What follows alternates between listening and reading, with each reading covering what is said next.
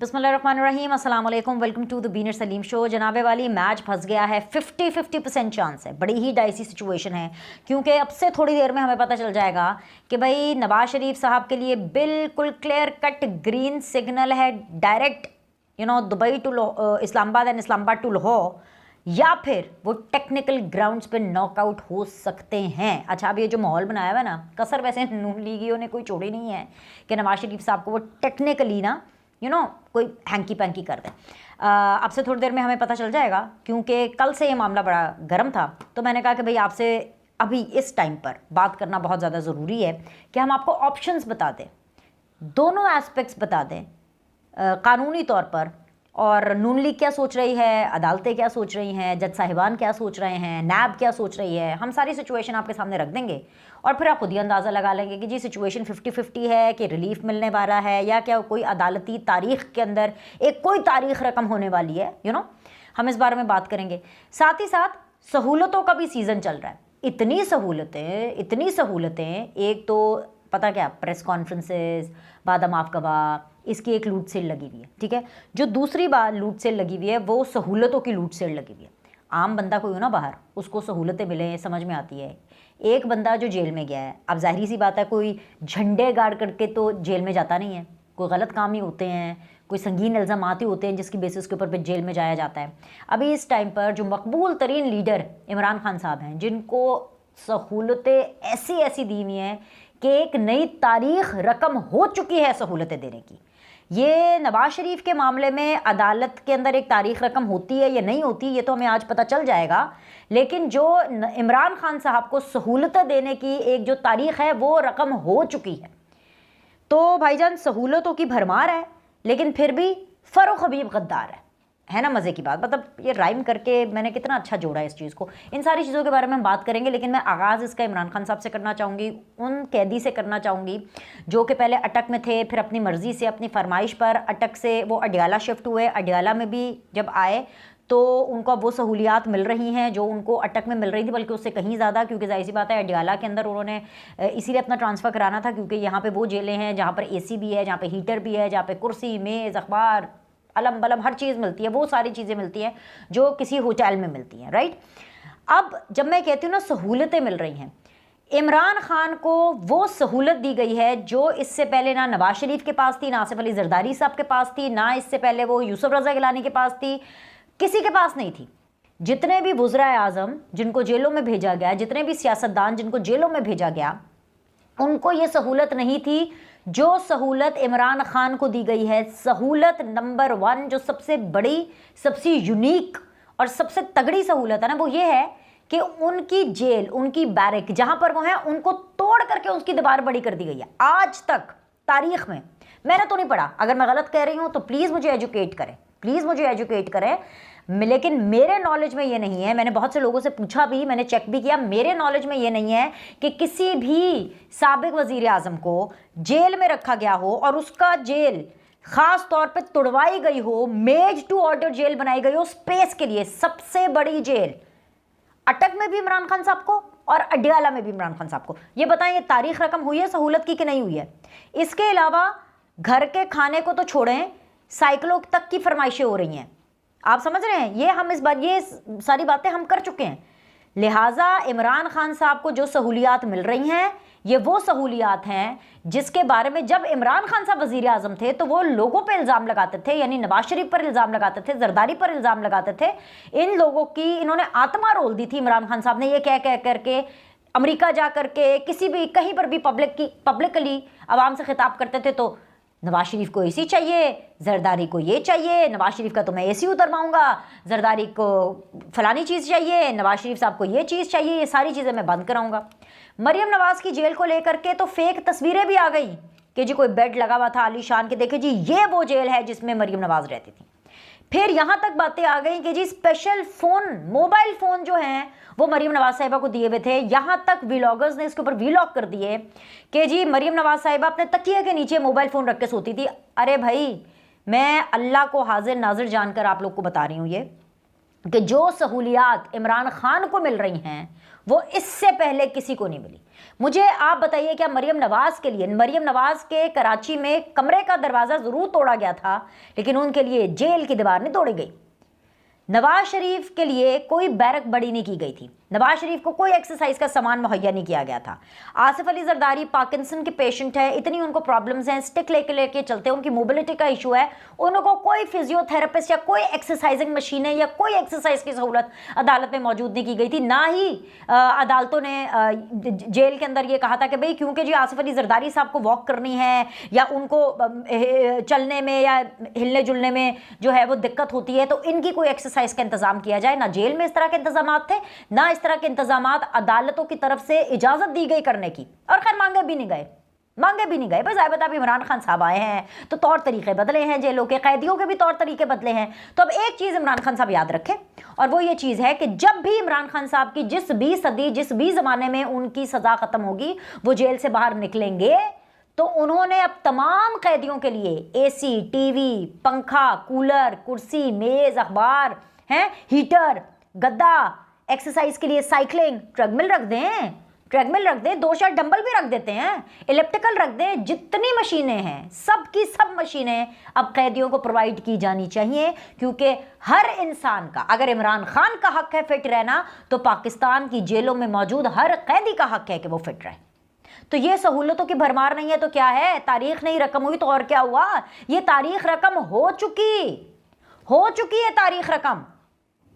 लेकिन इसके ऊपर भी पीटीआई को क्या है, पीटीआई को इसके ऊपर भी ढंडोरा पीटना है कि हाय बेचारे इमरान खान, उनको कोई जहर ना दे दे, हाय बेचारे इमरान खान, देखो ना फ़ारूक हबीब गद्दार है, फ़ारूक हबीब जो है वो जासूस है, क्योंकि फ़ारूक हबीब ने असल में इस्टेब्लिशमेंट के साथ मिलके, इदारों के साथ मिलकर के इमरान खान के बारे में मुखबरी की है। मतलब ये नई चीज़ सोशल मीडिया पे चल रही है। मैंने कहा कि भाई नवाज शरीफ के हवाले से कोर्ट्स में तारीख रकम होती है नहीं होती, इसको तो हम देखेंगे, पर पहले मैं ये नई चीज़ तो आप लोग को बता दूं, जब तक फ़ारूक हबीब साहब गाड़ी में बैठ करके वीडियो बना रहे थे पीटीआई के लिए, इमरान खान के लिए कि चलो जी निकलो बाहर और ऐसी की तैसी कर दो, इनको सबक सिखा दो और हम खान के साथ खड़े हैं और खान झुकने वाला नहीं है, तब तक फ़ारूक हबीब मुहिब्बे वतन नंबर 1, उससे अच्छा कोई शख्स था नहीं। और अब जब फ़ारूक हबीब साहब ने बगैर डरे, बगैर हिचकिचाहट के भरे मजमे में मीडिया के सामने इस्तेकाम पाकिस्तान पार्टी ज्वाइन की और लाइव टेलीविजन के ऊपर आकर के जब इमरान खान साहब के गंदे कपड़े धोने का सिलसिला शुरू किया, और क्योंकि फ़ारूक हबीब साहब डरे हुए नहीं थे, फ़ारूक हबीब साहब का स्टेज नहीं लग रहा था, तो भाई वो गद्दार नंबर 1 हो गए। इतनी सी कहानी है पीटीआई में जमहूरियत की। वो क्या है, यू आर विद अस और यू आर अगेंस्ट अस। बस फ़ारूक हबीब ने ये क्या कह दिया, वो तो गद्दार हो गए, वो तो क्या कहते हैं कि इमरान खान साहब की पीठ पर उन्होंने छुरा घोंप दिया। फ़ारूक हबीब साहब ने जो है इमरान खान साहब की मुखबरी कर दी, वो इमरान खान साहब की जासूसी किया करते थे। जितने मुंह उतनी बातें, फ़ारूक हबीब साहब को कभी माफ़ी नहीं मिलनी। ये सारी बातें मैं नहीं कर रही हूँ, पाकिस्तान तहरीक इंसाफ के यूथियास कर रहे हैं। आप सोशल मीडिया खोलिए, फ़ारूक हबीब टाइप करें, आपको पता चलेगा, जब आप फ़ारूक हबीब का नाम टाइप करेंगे आपको पता चलेगा कि नीचे आपको क्या क्या कमेंट्स, क्या क्या आपको बातें सुनने को मिलती हैं, क्या क्या आपको मुखबरियां मिलती हैं कि हाँ भाई ये जो इमरान खान अरेस्ट हुआ है ना, ये किसी और के कहने पर नहीं, ये फ़ारूक हबीब ने मुखबरी की थी और इसलिए इमरान खान के खिलाफ ऑपरेशन हुआ है। तो भाईजान मतलब सही गलत का कोई पैमाना ही नहीं है उस पार्टी में। और ये शोर मचा रहे हैं कि जी कोर्ट के अंदर जो है, इस्लामाबाद हाई कोर्ट के अंदर एक नई तारीख रकम होने वाली है। क्यों भाई नई तारीख, नवाज शरीफ के हवाले से कह रहे हैं। अभी वो तारीख रकम होनी है या नहीं होनी अभी पता चल जाएगा इसका। कल क्या हुआ, हंगामी बुनियादों पर, क्योंकि भाई कल आखिरी दिन था जमानत का, बल्कि अगर मैं ये कहूँ कि हम ये भी कह सकते हैं कि आज आखिरी दिन है नवाज शरीफ साहब की ज़मानत का, क्योंकि अभी कोर्ट ने बैठना है और फिर वो डिसाइड करेंगे।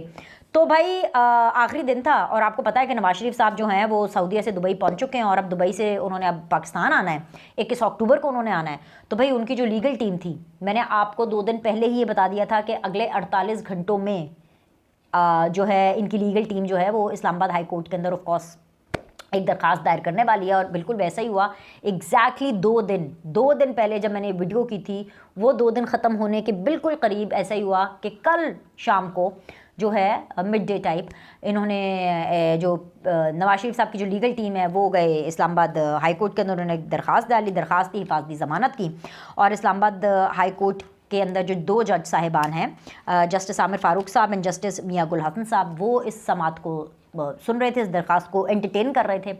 और सबसे पहले तो दरख्वास्त के मतन क्या है वो बहुत ज़्यादा ज़रूरी है। कोट अनकोट मैं आपको बता देती हूँ। दरख्वास्त का मतन ये है कि भाई वो ये कह रहे हैं कि जी नवाज शरीफ साहब जो है वो सरेंडर करना चाहते हैं, क्योंकि और वो सरेंडर इसलिए करना चाहते हैं कि वो पाकिस्तान आ रहे हैं और वो आकर के अपने केसेस को फेस करना चाहते हैं। तो लिहाजा उनको अदालतों में जाने के लिए, केसेस को फेस करने के लिए उनको अरेस्ट ना किया जाए, because he is here to surrender, और वो अपने केसेस फाइट करना चाहते हैं। साथ ही साथ उन्होंने भी लिखा है उनकी दरख्वास्त में कि किस तरह से जुल्म और बर्बरियत के पहाड़ तोड़े गए नवाज शरीफ के ऊपर, किस तरह से उनको पॉलिटिकली विक्टिमाइज़ किया गया, किस तरीके से उनके खिलाफ एक साजिश रचाई गई, वो सारा उन्होंने इसके अंदर जिक्र किया है। और फिर उसके बाद उन्होंने ये भी बताया है कि नवाज शरीफ साहब ने जो अपनी बाहर बैरून मुल्क गए हैं और जितनी भी उनको ज़मानत मिली है उसके अंदर जो है उन्होंने उसको मिसयूज़ नहीं किया, उन्होंने कोई ऐसी बात या कोई ऐसा एक्शन नहीं किया जिससे वो सज़ा के मुर्तकब पाए जाएं, या उनके साथ कोई ऐसी कार्रवाई हो कि जी उनकी जो ये बाहर निकलना, उनकी जो ज़मानत है उसको कैंसिल किया जाए। ये इन्होंने दरख्वास्त दायर की, ठीक है। अब ये दरख्वास्त दायर क्या करनी थी, तुरंत फ़ौरन वो जैसे कहते हैं ना एक नई तारीख रकम, ये जो एक बड़ा इसको हाइप दी गई वो इसलिए दी गई कि जी जैसे यहाँ पे दरख्वास्त दायर होती है और साथ ही साथ वो लग भी जाती है, जो रजिस्ट्रार की जानिब से जो दरख्वास्तें हैं उनके ऊपर कोई एतराज़ भी नहीं लगता, और जो है फौरी तौर पर इसके ऊपर जो समाअत है वो उसका आगाज़ एक तरह से हो जाता है। अच्छा, PMLN को रिप्रेजेंट कर रहे हैं जी अमजद साहब, इनके जो लॉयर हैं नवाज शरीफ साहब के। तो ऑफ कोर्स जैसे कि आपको पता है कि जस्टिस आमिर फ़ारूक साहब हैं वहाँ पर बैठे हुए, जस्टिस मियां गुल साहब हैं। आमिर फ़ारूक साहब वही हैं जिनके बारे में पाकिस्तान तहरीक इंसाफ ने जो है खूब शोर मचाया कि भाई ये बड़े बायस्ड हैं और बड़े ये हैं। हालांकि अभी तक उन्होंने कोई ऐसा बायस्ड फैसला किया नहीं है जिसके ऊपर PTI शोर मचाए। इसीलिए तो मैं कहती हूँ कि विच्चो खाए जाओ तो रोला पाए जाओ, अंदर से सहूलतें रहते हैं और ऊपर से ये शो करते हैं कि जी जो जस्टिस आमिर फ़ारूक है वो तो इमरान खान के ख़िलाफ़ है। एनीवेज, हैवन सेड दैट, उसके बाद ये हुआ कि भाई जज साहिबान ने बोला कि भाई आप ये कैसे दरख्वास्त नवाज शरीफ की दायर कर सकते हैं, अब भी तो वो पाकिस्तान के हदूद में भी नहीं पहुँचे। आगे से जो उनके वकील थे अमजद साहब, उन्होंने बोला कि भाई हम इसलिए दायर कर रहे हैं बिकॉज डेफिनेटली वो आ रहे हैं और उन्होंने सरेंडर करना है, अपने केसेस का सामना करना है। और उन्होंने अता तारड़ साहब को जो है अपनी वो अथॉरिटी, अपनी पावर ऑफ अटर्नी इस मामले में, जैसे कहते हैं मुख्तारनामा जिसको कहते हैं, जो कि बेसिकली आम ज़बान में आप कह लें पावर ऑफ अटर्नी है या ये राइट है कि उनकी जगह पे अता तारड़ साहब अंगूठे लगाएंगे। और अता तारड़ साहब इसके रूए रवा थे कि जी वो सारी इन चीज़ों को देखेंगे। एनीवेज जी, नैब भी वहाँ पर मौजूद थी, क्योंकि केसेस कौन से हैं, cases of course Avenfield and Al Azizia references वाले हैं। अब जब नैब से पूछा गया तो नैब ने कहा कि भाई हमें तो कोई एतराज़ नहीं है। इसके ऊपर तो भाई जनाब ये जो मियां गुल हसन साहब थे जस्टिस, ये तो तप गए। उन्होंने कहा कि भाई आपको एतराज़ ही नहीं है, मतलब तो कल तो फिर हम केस ख़त्म कर देते हैं, लुब्बे लुबाबे हम केस ख़त्म कर देते हैं। उन्होंने कहा नहीं, नैब के वकीलों ने कहा नहीं, अभी चेयरमैन नैब असल में है नहीं, तो आप अभी सिर्फ इस ज़मानत के ऊपर ही फैसला करें, बाकी फिर देखते हैं। तो खैर अब वो कल से फिर आज, अब से थोड़ी देर में इसकी ये समाअत होगी और पता चल जाएगा कि नवाज शरीफ का मुस्तकबिल क्या है, कि क्या उनको जेल जाना पड़ेगा थोड़ी देर के लिए और फिर उसके बाद जो है वो अपने पॉलिटिकल एक्टिविटी का आगाज़ करेंगे, या फिर वो इस्लामाबाद उतरते ही अपने हिफाजती मचलकों के ऊपर दस्तखत करेंगे और फिर आगे लाहौर चले जाएंगे और फिर मीरार पाकिस्तान में आके मियाँ दे नारे बज जाएंगे। है ये वाली सीन होगा। अब मैंने कुछ वकला से बात की, मैं आपके सामने सारा सिनेरियो रख देती हूँ कि आज क्या क्या पॉसिबिलिटीज़ हैं, क्या क्या हो सकता है। टेक्निकल ग्राउंड पे अगर हम बात करें, या कानूनी बात, ये वो बातें जो कि मैंने वकला से सुनी है, जो मैंने PMLN के कुछ वकीलों से जिनको लॉ का कुछ पता है उनसे किया। एक तो सबसे पहले ये कि कुछ लोग ये कहते हैं, जो वकील हैं वो कुछ लोग ये कहते हैं कि भाई इनको इस्लामाबाद हाई कोर्ट के अंदर ये दरख्वास्त नहीं दायर करनी चाहिए थी, इनको ये दरख्वास्त हिफाजती ज़मानत लेनी चाहिए थी लाहौर हाई कोर्ट से। लाहौर हाई कोर्ट में पिटिशन डालते, दरख्वास्त डालते और कहते कि भाई मियाँ साहब ने लाहौर आना है, यहाँ पर उन्होंने मीनार पाकिस्तान में एक जलसा करना है, वो लाहौर आ रहे हैं, तो लिहाजा लाहौर से इस्लामाबाद जाने में, क्योंकि जो मदर कोर्ट है, जो बेसिकली जहाँ पर इनके केसेस हैं, जहाँ से फैसला आना है, वो है ही इस्लामाबाद हाई कोर्ट। तो ये जो बेसिकली जो इनकी मदर कोर्ट है वहाँ पर इन्होंने जाना है, तो लिहाजा ये लाहौर आ रहे हैं, लाहौर से इस्लामाबाद जाने तक इनको हिफाजती ज़मानत दी जाए। अगर ये रूट अपनाया जाता तो उसमें 100% नवाज शरीफ साहब को बिल्कुल ज़मानत मिलती, हिफाजती ज़मानत मिलती और ऑल क्लियर था। तो यहाँ लेकर के एक टेक्निकल इशू है, क्योंकि नवाज शरीफ साहब ने जो बेसिक उनके जो रिलीफ जो उनको मिलना है और जो बेसिक उनके जो केसेस हैं वो इस्लामाबाद हाई कोर्ट के ही हैं, और उसी कोर्ट के अंदर वो ये कह रहे हैं कि हमें हिफाजती ज़मानत चाहिए। तो ये एक टेक्निकल ग्राउंड है जिसकी वजह से PMLN का केस या नवाज शरीफ का जो केस है, जो ज़मानत है, वो लटक सकती है। जज साहिबान ये कह सकते हैं कि हाँ भाई 21 तारीख को नवाज शरीफ साहब आ रहे हैं, एक पॉसिबिलिटी नंबर 1 कि 21 तारीख को आ रहे हैं, तो आप उनको पहले कोर्ट में लेकर के आइए, फिर हम बताएंगे। नंबर 2, ज़मानत दे सकते हैं, सीधी सीधी वो कह सकते हैं कि हाँ ठीक है जी, ठग करके ज़मानत, साइन करके ज़मानत दे दी। तीसरा ऑप्शन ये है कि वो ये कहें कि भाईजान नहीं, ज़मानत खारिज, नवाज शरीफ सीधा जेल में जाएंगे, उसके बाद एक आप दरखास्त डालें और उसके बाद हम इस दरखास्त को एंटरटेन करेंगे कि हाँ जी हून ज़मानत देनी है कि नहीं देनी, राइट। ये तीनों ऑप्शंस मैंने आपके सामने रख दिए हैं। अब इसमें से चांसेस क्या है? जो तीसरा ऑप्शन है ना, उसके चांसेस सबसे ज़्यादा कम है, जो मैंने आपको बताया। पहले 2 ऑप्शंस के चांसेस बहुत ज़्यादा है। चांसेस ज़मानत मिलने के इसलिए ज़्यादा हैं, अगर मैं इस ऑप्शन की बात करूं, क्योंकि जो नैब है उसने बिल्कुल ही सरेंडर कर दिया। नैब ने बोला कि भाई हमें तो कोई प्रॉब्लम नहीं, आपने ज़मानत देनी है दे, आपने नहीं। इसीलिए तो जज साहब बहुत गर्म हो रहे थे। जज साहब इसलिए गर्म हो रहे थे कि आपको तो कोई एतराज़ ही नहीं है भाई, ये आपने नया ड्रामा लगाया हुआ है। तो इसलिए बहुत ज़्यादा चांसेस हैं कि मियाँ साहब को ज़मानत मिल जाए। लेकिन जो मामला फंसेगा, अगर इन केस की ज़मानत में डिले होता है, राहदारी ज़मानत, हिफाजती ज़मानत बेसिकली अगर नहीं दी जाती या उसको पोस्टपोन किया जाता है तब तक, जब तक मियाँ साहब पाकिस्तान में एंटर नहीं हो जाते, तो उसकी रीज़न ये टेक्निकल ग्राउंड होगा कि भाईजान आपको लाहौर फाइल करनी चाहिए थी दरखास्त, और वहाँ से जब नवाज शरीफ साहब आते, लाहौर आते, अपनी एक्टिविटी कर लेते, तो एक दिन अगले दिन इस्लामाबाद जा करके सरेंडर करने के लिए वो ये रीज़न लिख सकते थे। सो ये मैंने तमाम तर मामला आपके सामने रख दिए हैं। लेकिन एक चीज़ जो बहुत क्लियर है कि जेल हो या बेल हो, मियाँ नवाज शरीफ तो पाकिस्तान आएंगे ही आएंगे। नंबर 1, ये अब तक ये बात 100% क्लियर है। नंबर 2, मियाँ साहब अकेले नहीं आ रहे। अच्छा नहीं, अब आप मेरा अगला जुमला प्रिडिक्ट ना करें, आप ये ना समझे कि मैं कह रही हूँ कि जी सहाफ़ी आ रहे हैं और साथ में उनके कारकुन आ रहे हैं। नो, मियाँ साहब अकेले नहीं आ रहे हैं, बल्कि मियाँ नवाज शरीफ साहब अपने साथ बिलियंस की इन्वेस्टमेंट लेकर के आ रहे हैं। चाहे वो सऊदी इन्वेस्टमेंट्स हों, चाहे वो UAE की इन्वेस्टमेंट्स हों, चाहे वो इस पूरे मिडिल ईस्ट के खत्ते की इन्वेस्टमेंट्स हों, ये चीज़ें भी बहुत ज़्यादा इम्पैक्ट डालेंगी।